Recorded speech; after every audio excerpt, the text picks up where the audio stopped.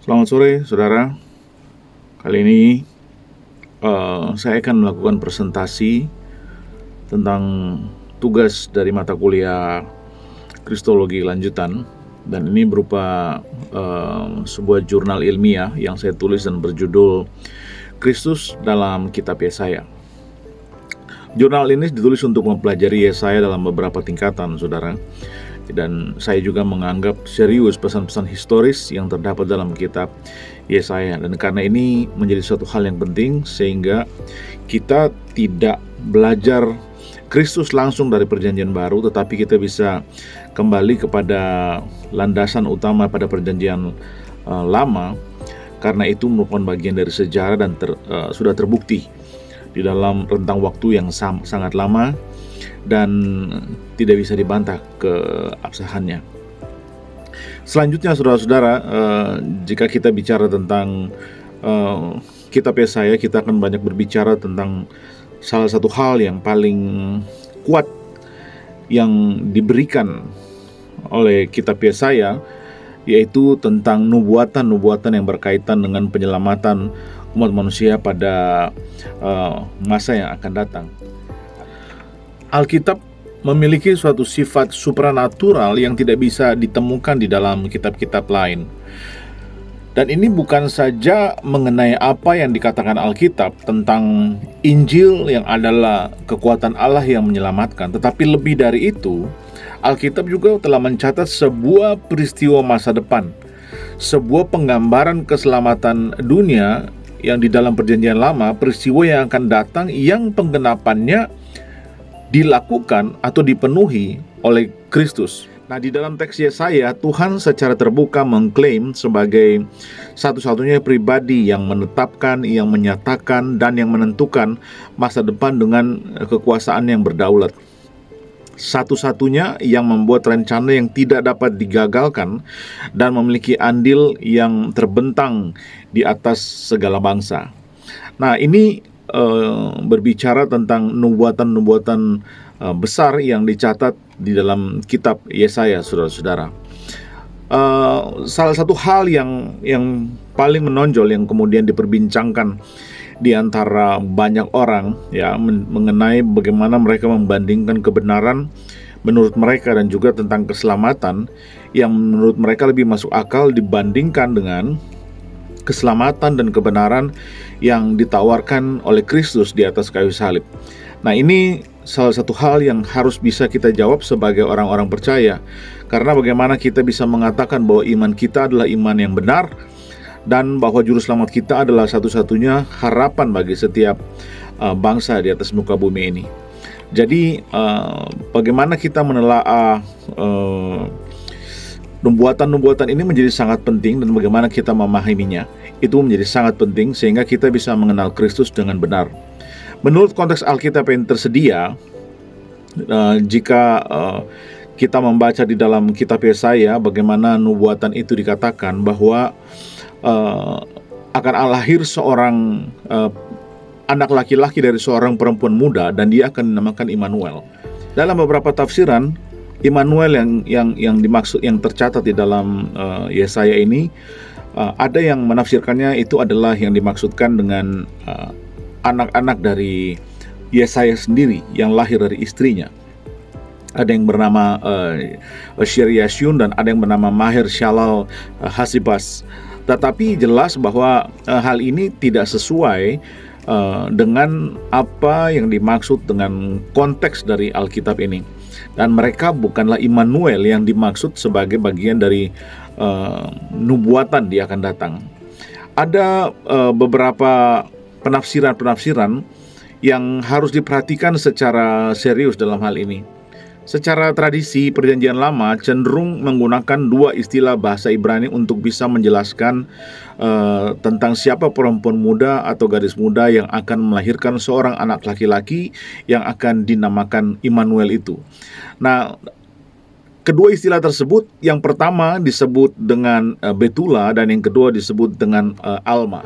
Kedua-duanya berarti tentang mempunyai arti yang sama, yaitu tentang seorang perempuan muda, tetapi Betula mempunyai makna khusus tentang perempuan muda tetapi yang sudah aktif secara seksualitas. Tapi sementara Alma adalah bicara juga tentang perempuan muda tetapi yang belum aktif secara seksual atau belum pernah dijamah oleh seorang laki-laki.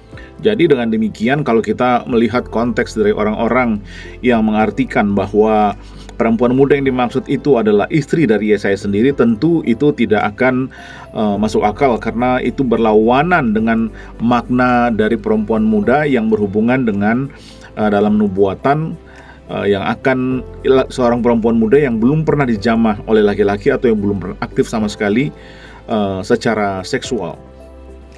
Beracu pada kelahiran Kristus yang dikatakan di dalam Yesaya, nubuatan tentang pasal ini dipandang secara teologis itu bersifat double reference atau referensi ganda, yaitu maksudnya bahwa nubuatan ini mengandung dua penggenapan ganda dalam kurun waktu yang berbeda, yakni penggenapan yang bersifat presensia atau kekinian, sedangkan yang lainnya bersifat futuristik. Yang makna presensia ini dikaitkan dengan kelahiran dari kedua anak Yesaya yang bernama Maher Shalahasibas dan anaknya yang kedua yang bernama Sheryashub. Dan itu juga dikaitkan dengan keluarnya pemulangan sisa Israel dari pembuangan, dan juga berkaitan dengan tanda mengenai kehancuran aliansi Israel dan Aram di tangan tentara Asyur. Nah, sementara yang berkaitan dengan makna futuristik di masa depan itu menyatakan tentang perempuan muda yang ditujukan kepada Maria ibu Yesus dan anaknya yang dilahirkan yang bernama Immanuel ini. Nah, Immanuel ini mengacu kepada Kristus di dalam kalau saudara perhatikan yang di penggenapannya tercatat di dalam Matius 1 ayat 23, yaitu tentang kelahiran Yesus Kristus. Gagasan dan makna futuristik tentang Immanuel ini dinyatakan secara tegas oleh Kristus, saudara-saudara. Makanya kita mengenal istilah-istilah dan sebutan-sebutan predikat-predikat yang diberikan kepada Kristus, yang penggambarannya seperti yang digambarkan oleh Yesaya, yaitu bahwa dia disebut sebagai penasehat ajaib, Allah yang perkasa, Bapa yang kekal, dan Raja Damai. Mesias disebut sebagai Bapa yang kekal bukan menjelaskan bahwa Kristus adalah Bapa seperti yang dimaksudkan di dalam istilah Tritunggal, bukan. Tetapi ini lebih menyatakan tentang otoritas dan kekuasaan Yesus sebagai Allah yang akan memelihara dan menyertai umatnya. Di dalam Yesaya 11, Yesaya mengatakan bahwa gambaran Mesias adalah dari keturunan Daud. Dan ini berbicara tentang satu kekuasaan dari dinasti Daud yang mengalami kemerosotan dan hanya tinggal tunggulnya saja yang masih besar. Nah, banyak pandangan-pandangan yang berkaitan dengan ini. Dalam beberapa referensi dari penulisan jurnal ini, saya juga mengutip dari beberapa buku yang mengatakan ada yang dikatakan di dalam buku yang saya pakai sebagai bahan untuk survei dari bukti-bukti sejarah ini, dikatakan bahwa Mesias yang dijanjikan tersebut itu berasal dari tunggul Isai. Tunggul menjelaskan tentang pangkal pohon yang masih tinggal sehabis ditebang. Nampaknya harus mengalami penebangan terlebih dahulu keluarga Daud sebagai keturunan Isai. Baru kemudian keluarlah tunas baru seperti yang dimaksudkan, yaitu raja yang takut akan Tuhan, sebab Tuhan ada padanya. Dan penggambaran itu dicatat di dalam Yesaya 11 ayat 23. Dalam beberapa referensi buku yang lain juga dikatakan bahwa raja-raja keturunan Daud yang lama itu harus mengalami kematian lebih dahulu sebelum raja baru ini yang dikatakan Immanuel ini muncul, karena merupakan makhluk surgawi dan bukan sekedar manusia biasa, karena roh Allah ada padanya. Nah, ada banyak tanggapan-tanggapan mengenai hal ini, tetapi saya mau kita melihat bagaimana penggenapan ini terjadi di dalam perjanjian baru. Saudara-saudara, belum pernah ada manusia di bumi ini yang di dalam sejarahnya hidupnya pernah dinubuatkan seperti Kristus. Juga tidak ada pemimpin-pemimpin atau pribadi manapun yang sebelum kelahirannya telah diberitakan yang mempunyai sifat-sifat ilahi yang sudah dimiliki sejak kekekalan masa lampau, yaitu sebelum penciptaan dunia. Dan ini dicatat di dalam perjanjian lama, saudara-saudara. Nah, mengenai hal ini hanya Kristuslah yang dekat dengan apa yang dimaksudkan di dalam nubuatan-nubuatan itu. Tidak ada pribadi lain yang bisa menggenapi seperti apa yang dikatakan di dalam nubuatan-nubuatan ini.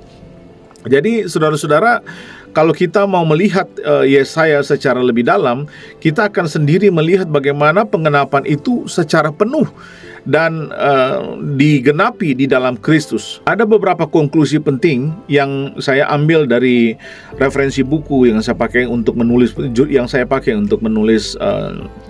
sebagai bahan untuk jurnal ilmiah saya ini. Salah satunya adalah buku yang ditulis oleh Dr. Welly Panden Solang tentang Kristologi Kristen. Beberapa konklusi yang saya temukan itu yang dikatakan dalam buku ini mengatakan begini. Pertama, ini adalah 5 konklusi penting yang mesti kita perhatikan. Jadi pertama, dikatakan bahwa Kristus telah mengorbankan seluruh hidupnya secara sempurna sebagai korban penebusan yang sempurna, sehingga tidak diperlukan lagi korban-korban lain untuk ditambahkan kepada Kristus atau setelah Kristus sebagai kesempurnaan dari pengorbanan itu. Konklusi yang kedua, dikatakan bahwa ia telah menyatakan karakternya yang sempurna di dalam konteks sebagai korban santapan, sehingga ia rela menanggung segala bentuk hinaan dan penderitaan.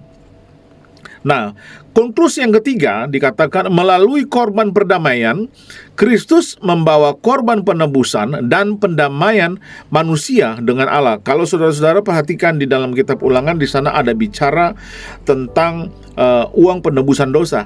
Nah, inilah penggambaran itu dilakukan, digenapi oleh Kristus sendiri. Konklusi yang keempat mengatakan bahwa korban penebusan dosa, Kristus telah membayar lunas seluruh kesalahan dan pelanggaran umat manusia. Itu beberapa pasal dari konklusi ini dicatat di dalam pasal Yesaya ayat pasal 53. Dan pada konklusi yang kelima, saudara perhatikan, dalam korban tebusan ia rela mati untuk menghapus dosa seluruh manusia di dunia ini. Nah, melalui konklusi ini sejajar dengan apa yang dapat kita temukan di dalam Matius 8 ayat 17. Salah satu contoh dikatakan bahwa dialah yang memikul kelemahan kita dan yang menanggung penyakit kita. Pengorbanan dan kematiannya menyebabkan manusia diselamatkan dari kuasa dan upah dosa, sehingga setiap orang yang ditebus dapat hidup untuk kebenaran. Roma 6 ayat 2 dan 13. Jadi inilah salah satu ulasan singkat dari jurnal ilmiah yang saya tulis mengenai Kristus di dalam kitab Yesaya. Ini adalah salah satu kitab yang berbicara tentang nubuatan keselamatan di masa depan pada perjanjian lama yang kemudian digenapi di dalam perjanjian baru melalui kelahiran Kristus dan melalui karya pengorbanan Kristus di atas kayu salib. Saya berharap tulisan ilmiah ini dapat melengkapi kita bersama untuk belajar mengenal Kristus dengan lebih baik, dengan lebih lengkap, melalui satu landasan sejarah yang tercatat di dalam perjanjian lama. Kiranya ini memberkati kita bersama. Terima kasih, Tuhan Yesus memberkati.